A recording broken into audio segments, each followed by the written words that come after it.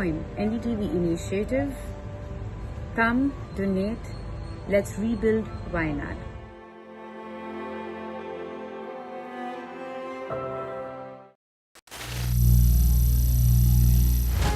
Some people say the metaverse will only be virtual. One day this lecture hall will be made of code, and driverless cars would be trapped in intersections.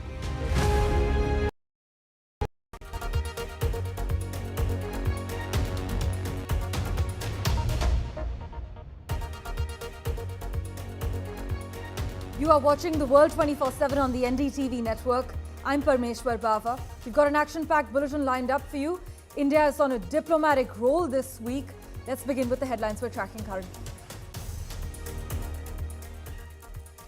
The Crown Prince of Abu Dhabi, Sheikh Khalid bin Mohammad bin Zayed Al Nahyan, arrived in New Delhi to a warm welcome as he kick-started a two-day maiden visit to India to boost bilateral ties on a range of areas including energy, connectivity, amid escalating tensions in West Asia. External Affairs Minister Dr. S. Shankar arrived in Saudi Arabia to take part in the first India-Gulf Cooperation Council Foreign Ministers meeting. During the visit, he's also expected to hold bilateral meetings with foreign ministers from GCC member countries. National Security Advisor Ajit Doval is likely to travel to Russia from the 10th till the 12th of September for the BRICS NSA's meet as per our sources. The meeting is scheduled to take place in St. Petersburg. The Defence Minister hints at conditional talks with Pakistan. Rajnath Singh says the talks will happen only if Pakistan stops supporting terrorism. Rajnath Singh opens the door. The big question is, will Pakistan walk the distance? Thousands of people have taken to the streets in Pakistan demanding the release of former Prime Minister Imran Khan, who has been behind bars for more than a year on what his party calls are politically motivated charges. Congress leader Rahul Gandhi began his three-day visit to the United States, arriving in Texas, where he was warmly welcomed by members of the Indian diaspora and the Indian Overseas Congress.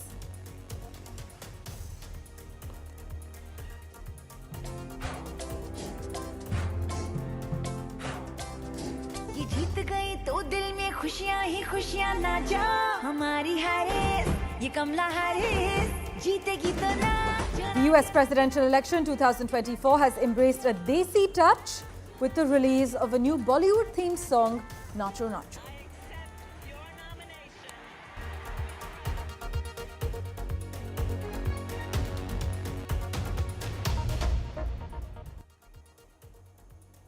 Well, our big focus.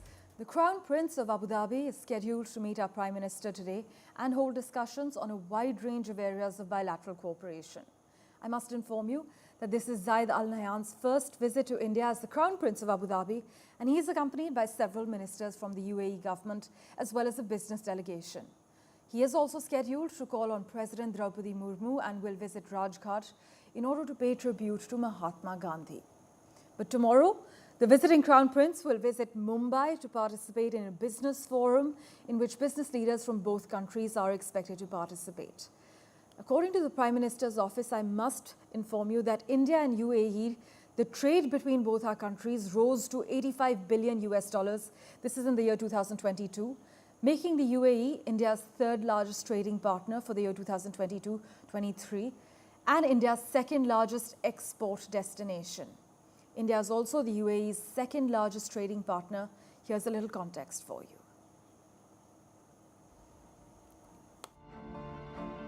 A momentous occasion unfolds in New Delhi as the Crown Prince of Abu Dhabi, Sheikh Khalid bin Mohammad Al Nahyan, has arrived for a pivotal visit.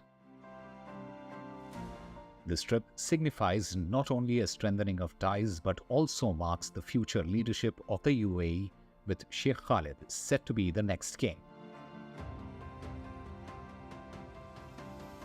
The deepening bond between India and the UAE is exemplified by remarkable gestures of cooperation, such as the recent construction of Hindu temple in Abu Dhabi.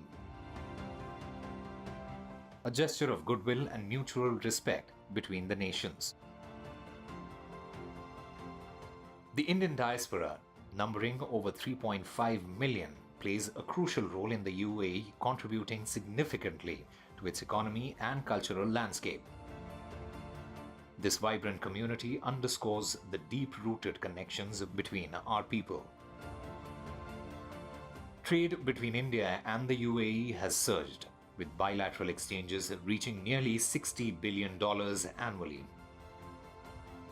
This economic partnership extends to strategic investments and collaborations that are shaping the future. India is the second largest trading partner of UAE. UAE is India's largest trading partner in the Arab world. Total trade between India and UAE projected to reach $100 billion from $57 billion at present. UAE is fifth largest supplier of crude oil to India and accounts for about 8% of India's total crude imports. UAE ranks first among the destinations for India's exports in West Asia region. As a powerful player in the Organization of Islamic Cooperation, the UAE's support is vital for India in navigating regional challenges and balancing diplomatic pressures, particularly in relations with Pakistan. Sheikh Khalid's visit highlights the UAE's commitment to deepening economic and strategic ties with India, setting the stage for a future of enhanced collaboration under his forthcoming leadership. This visit not only reaffirms the strong partnership between the two countries, but also paves the way for a prosperous future. The growing alliance promises mutual benefits, reflecting the shared aspirations of India and the UAE. UAE has emerged as a key anchor for India's Gulf outreach, and with this visit of Crown Prince Khalid, India is expecting to deepen its strategic ties with one of the most powerful nations in West Asia. With camera person Xavier, Mohammad Gazali for NDTV. Mohammad Gazali also joins us live for a quick update at the moment. Gazali, it is understood that the UAE's support is vital for India in navigating regional challenges and also balancing diplomatic pressures, particularly when it comes to relations with Pakistan. But take us through the Crown Prince's plan of action while he's in India. See, he has arrived yesterday. Today he will be visiting Rajghat to pay tributes to Father of the Nation, Mahatma Gandhi.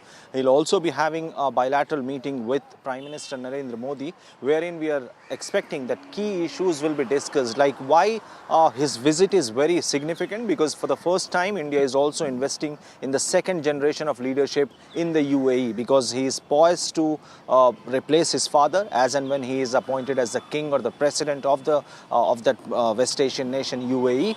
Also, it is very vital to have one of your key partners in the West Asian nation on your side. We have seen, as the reports are suggesting, that India and UAE's bilateral ties have soiled over the years, and with these frequent meetings, if you see the itinerary in the last 5 years, Prime Minister Narendra Modi and MBZ Mohammad bin Zayed Al Nahyan, the current president and father of the Crown Prince, who is in India right now, Prime Minister and the President of UAE has met multiple times in the last 5 years. He was also a special invitee at the Gujarat Summit, Vibrant Gujarat Summit last year, earlier this year. So, a lot of commitments have been made, and we also know that how West Asia is facing a kind of conflict between Israel and Hamas.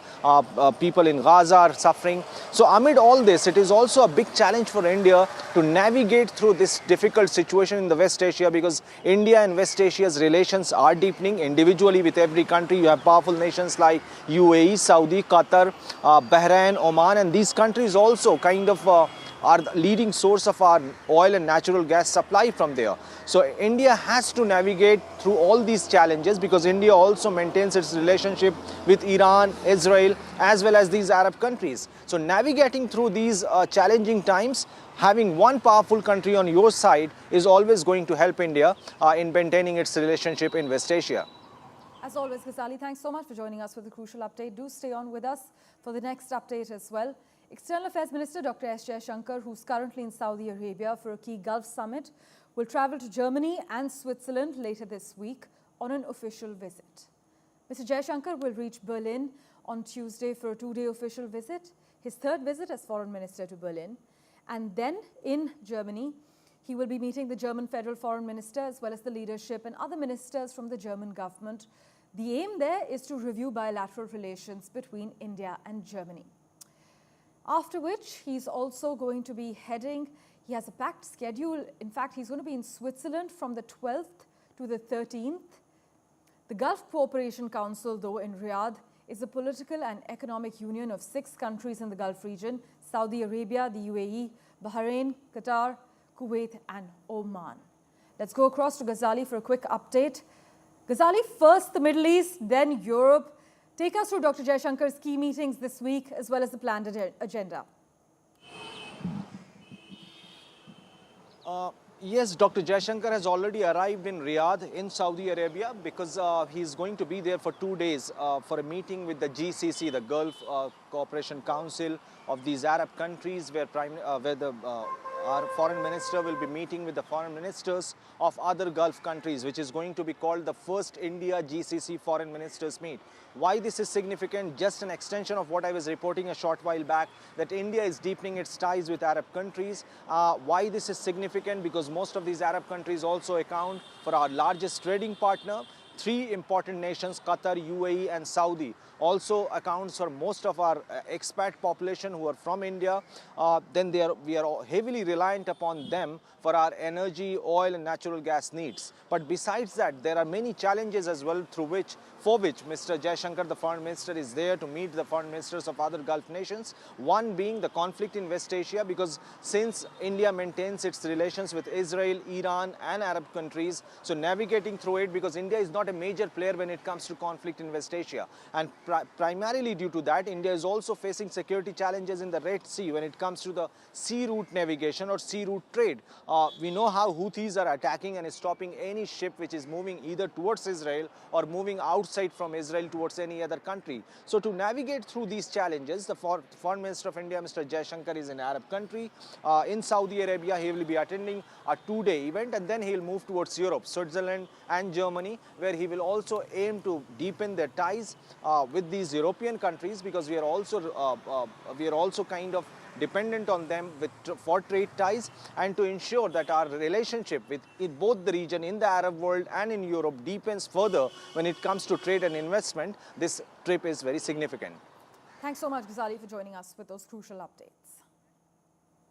Switching tracks, National Security Advisor Ajit Doval will travel to Moscow this week to hold discussions aimed at resolving the Russia-Ukraine war. Now, this comes after Prime Minister Modi visited Russia back in July and Ukraine in August, where he held meetings with the presidents of the 2 countries, Vladimir Putin and Volodymyr Zelensky. Shortly after his trip to Ukraine, though, and his meeting with President Zelensky, our Prime Minister spoke to President Putin over the phone on the 27th of August. And a Russian embassy statement then said that Prime Minister Modi informed President Putin about his visit to Kyiv and stressed India's commitment to bring about a settlement by political and diplomatic means. Ajit Doval's visit, however, is part of the BRICS NSA's meeting this week ahead of the annual summit in Kazan. The meeting will see top security officials of Brazil, Russia, India, China and South Africa, besides new members Saudi Arabia, the UAE, Iran, Egypt and Ethiopia. Mr. Doval is also expected to hold bilateral talks with his Chinese counterpart, Mr. Wang Yi. Well, for further clarity, we have with us Russian affairs expert, Professor Anuradha Chinoy. Thank you so much, ma'am, for making time for us on the World 24/7 as always. India has not publicly censured Russia's invasion of Ukraine, as we know, and our leadership has consistently called for a return to the path of diplomacy and dialogue, as we've seen in Russia and in Ukraine. But ma'am, how do you think Mr. Doval's trip is likely to impact the current state of affairs? Well, look, Mr. Doval's visit is extremely important. Number one, it is a follow-up of Prime Minister Modi's visit, where there were very serious talks on the issue of international security and specifically what is happening in Ukraine, where the Prime Minister had very clearly, told Mr. Putin that this is not the time for war, and also that India has taken a position which understands Russia's position. So Russia is grateful for that position. but also a position of kind of neutrality, where they would like peace to resume, which is good for the planet. So that is the one issue which Mr. Doval will talk to with the BRICS national security advisors. All of them will be there. So this is a very important meeting of the BRICS. And also because the BRICS, their yearly meeting is going to be held under Russian presidency in next month in Kazan, for which Prime Minister Modi has said he would be going. But the issue of Ukraine is that clearly Ukraine has now pushed into the Kursk area of Russia, which is within Russia and has, entered there. But at the same time, it's obvious that it's strategically losing this war. It's on the back foot. They've lost a lot of men and equipment, etc. And they've been pushed into this war. It's a proxy war from the West. And India is one of the few countries, along with the BRICS countries, who can mediate. So there is a possibility that the BRICS collectively would bring out a strong statement next month. But before that, India would offer to mediate. But this depends on both sides. Now, Ukraine can't want mediation and keep pushing into Russia. There has to be a communication between the two sides, a political will between Russia and the West and Ukraine. And only then India cannot just, they don't want to make a fool of itself asking for peace when both these sides are in a war of attrition, where the Ukraine is being pushed to, as they say, to the last Ukrainian to get a victory, and the decision will be on the battlefield. That is not India's position. India's position is have peace, ceasefire, negotiate now, and come to a good settlement on both your terms. Compromise. Yes. Peace requires compromise. Give some, take some. So I think that is what Mr. Doval will put forward, and he will be backed by especially China and South Africa. They have similar positions in the BRICS. All the BRICS countries are for this. It is the West and Ukraine really which want to go back to the borders of pre-2014, which Russia will not agree to. Well, hopes are high indeed from this meeting, but it's no secret, meanwhile, ma'am, that India buys crude oil from Russia in order to keep domestic inflation in check, and also that Moscow continues to be a major defense supplier to New Delhi. Ukraine also, meanwhile, has significant military and bilateral cooperation with us. Do you think Mr. Doval's participation at this forum in St. Petersburg is, in a sense, likely to upset Ukraine and Mr. Zelensky? You see, Ukraine wants every country on their side. So he is likely to make some noises, because when Prime Minister Modi went to meet Mr. Putin, that was the day the NATO meeting started. Ukraine expressed disappointment, and he would, but he also wants, I think he's on a losing wicket, and he would like peace on his own terms. So I don't think India is particularly concerned whether Ukraine criticizes it or not. Right. They have a clear agenda that they are saying that we say we are neutral, and we have given humanitarian assistance to Ukraine. Prime Minister Modi also visited Ukraine to show India's even-handedness. And so we have to continue with our agenda, which is of global peace. As always, Professor Chinoy, thank you so much for making time for us on The World 24/7. Always a pleasure to hear your perspective. Thank you. With that, let's turn our attention now to Rahul Gandhi. He's on a 3-day visit to the United States. The leader of the opposition in the Lok Sabha addressed critical issues such as unemployment, education, and technology. He in fact observed that both the West and India are facing job crises and suggested that India should boost its own production to tackle unemployment. In fact, in Dallas, Texas, Rahul Gandhi also said the Bharat Jodo Yatra fundamentally changed the way he thinks about his work, further adding that it completely changed how he views politics. In fact, he also highlighted that the IT industry in India is going to have a really big, serious problem because of artificial intelligence.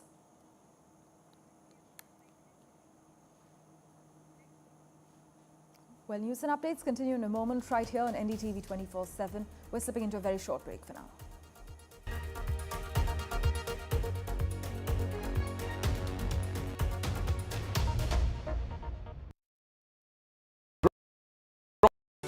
Stay informed and entertained with the new and updated NDTV News app.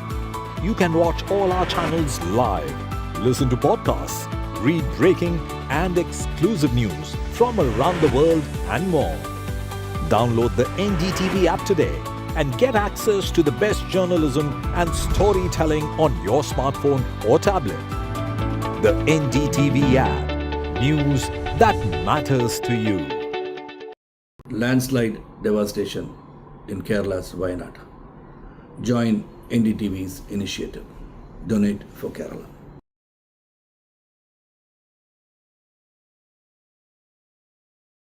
Hi, I'm Shreya Saran. Kerala's Wayanad area is hit by devastating landslides, resulting in loss of lives and livelihood. Kerala needs your help right now. Let's join NDTV initiative. Come, donate.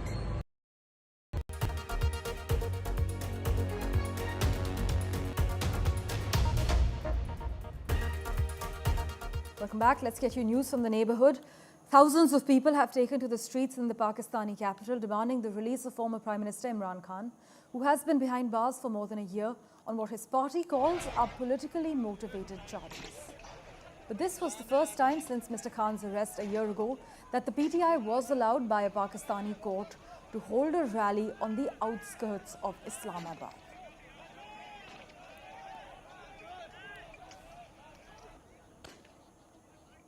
Meanwhile, Defence Minister Rajnath Singh has said India is ready to start dialogue with Pakistan if the neighbouring country stops sponsoring terrorism in Jammu and Kashmir. Mr. Singh made the comment at an election rally in Ramban district, and the BJP has actually fielded Mohammad Salim Bhatt from the Banihal seat in this district.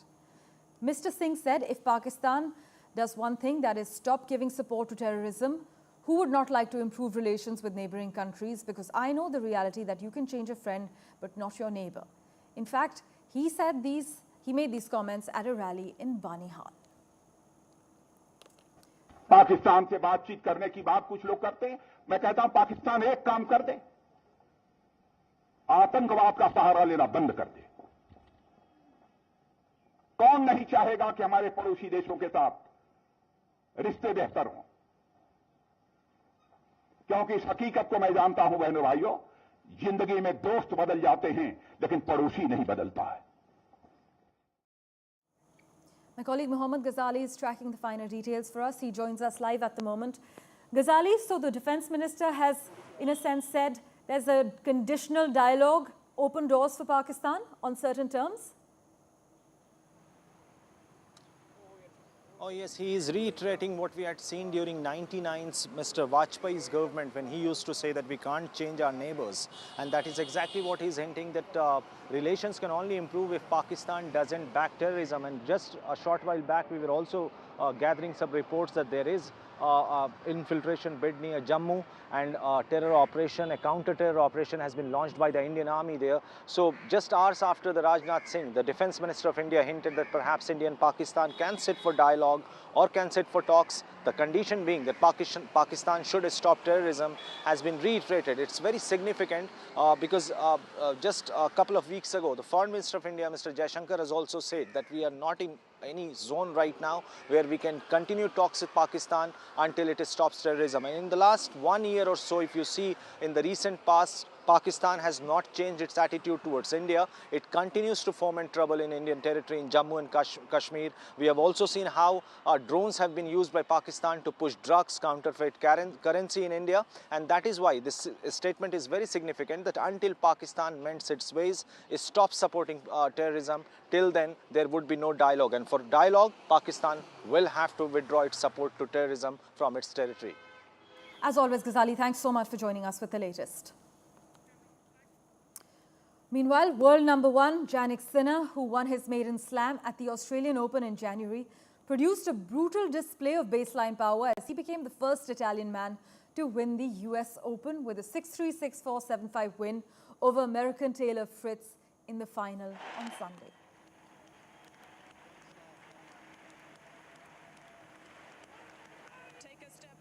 And finally, the US presidential election has embraced a desi touch with the release of the Bollywood theme song Nacho Nacho, launched by Ajit, a key member of Kamala Harris's campaign team. This track, which we're going to play out for you, aims to rally nearly 5 million South Asian voters in critical states like Michigan, Pennsylvania and Georgia.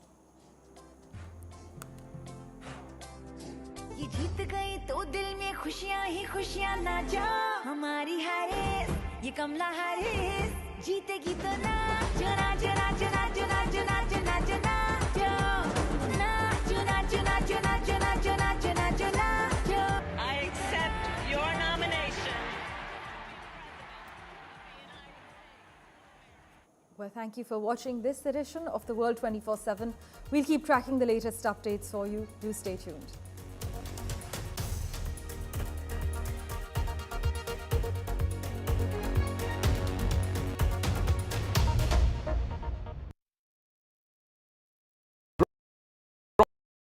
New day, new show, a new experience. Start your day with the news, not views. We bring you stories that matter and impact your life. News that informs and keeps you ahead. From Maximum City, Mumbai, to the seat of power, Delhi, NDTV brings you the best breakfast show. Breakfast news on NDTV, 8 a.m. every day.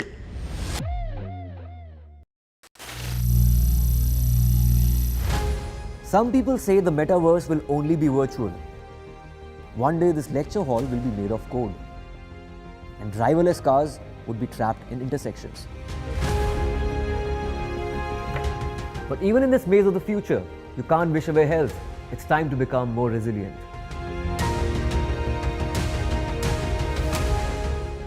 "10 years of Banega Swasth India, we have grown and achieved so many milestones.